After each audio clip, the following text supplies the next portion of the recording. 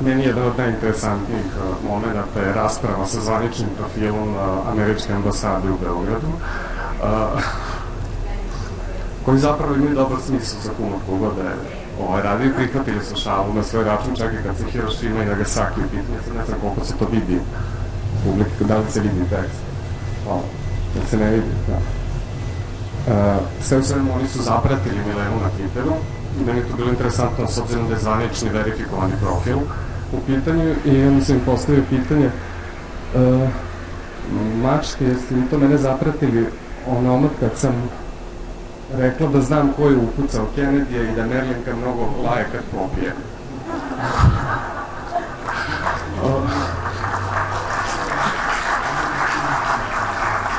Na moje iznenađenje oni su zapravo odgovorili u Milevinom stilu, napisali su samo ne odgovaramo. A onda sam ja kad sam vidio da su odlučili da se igraju, da se ja nastavim, rekao sam, aha, a ovi blindirani džipovi sa rotacijom, što mi se odjednom motaju oko parcele, kaže oni, naši nemaju rotacije, ko zna šta ste uradili u prethodnom životu.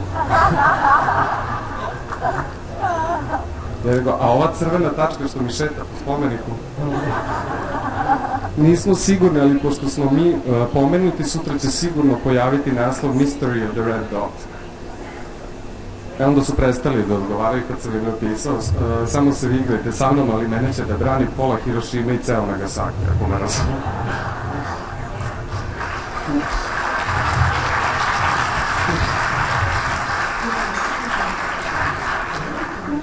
Sve u svemu, kad je to sad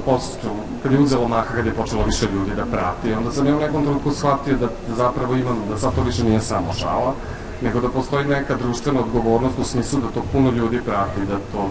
i deca čitaju, znači ne bih smeo da psujem, morao bih da pazim šta pričam, jer prosto nekakav utice, ne baš u pravom sad smislu reći, kao ne mogu ga sad na mila ili ne napišem, prepišite vaše nekretnine na mene i kao to se desi, ali neki utice postoji. I tada sam počeo da formiram Milenu kao lik, kao nekoga koji je uvek ispravan, koji nije poročan, ali ni ne osuđuje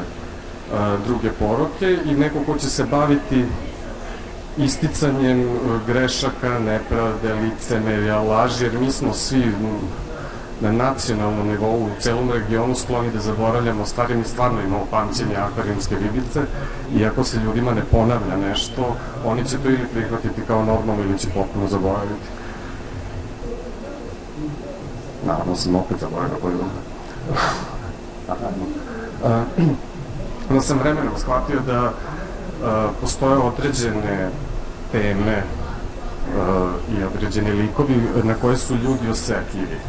na koje će burnije da reaguju ili će negativno da reaguju. Ispostavilo se da pominjanje pokojnika koje ljudi doživljavaju kao sebi bliske nije baš najprijatnije za njih, što mislim da je na nacionalnom nivou vrlo licemerno, jer je, na primjer, u redu ako napravim šalu na temu nepostojanja vida Ray Charlesa, ali ako se na istu tu temu našalim sa Sašom Matićem, to je potpuno neprihvatljivo. Ne razumem zašto, ali je neprihvatljivo. Takođe, domaći pokojnici su, znači, oni su, na njih smo osetljiviji nego na ove strane. Možda je to odraz nacionalizma, ne znam, sad naglas razmišljam. Pominjanje crkve Boga, posebno, pošto je ja sam zamislio Milena, ona je vrlo bliska tamo, oni su svi jednaki tamo i oni se jedno drugom pepaju i Bog je uvek Boža, Isus je uvek Ikica i prosto da bi se neka, to kad razmenjuje SMS-ove, da bi se videla neka bliskost, jer su ljudi jabani, jer su ljudi ovde udaljeni od religije, svi su vrlo religiozni, ali imaju neki strah i distancu, što ne mislim da bi trebalo. Mislim da ne treba, nema tu čega da se boji. I naravno, ove savremene ikone, znate, navoda, konkretno, ne znam, Toše Proeski je vrlo osetljiva tema. Bez obzira da li komentar ne mora biti negativan za sve ove primere, znači ne radi se o negativnim komentarima, nego prosto samo pominjanje imena čini neprijatnost kod ovih koji čitaju. I iz nekog razloga i Svetlana Ražnatovića. Svakako.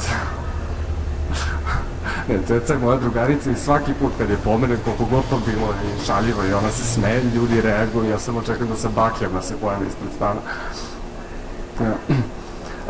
Onda vremenom, pošto sam se ja dosta tu i politikom, dosta sam se mešao i u politiku, posebno sa zvaničnim prezentacijama ministarstava i određenih pojedinaca,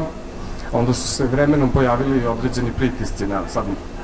očekivao sam pritiske od strane pevačica i to, ipak je tu sujeta najveća, ali bilo je pritisaka iz 2 ministarstva,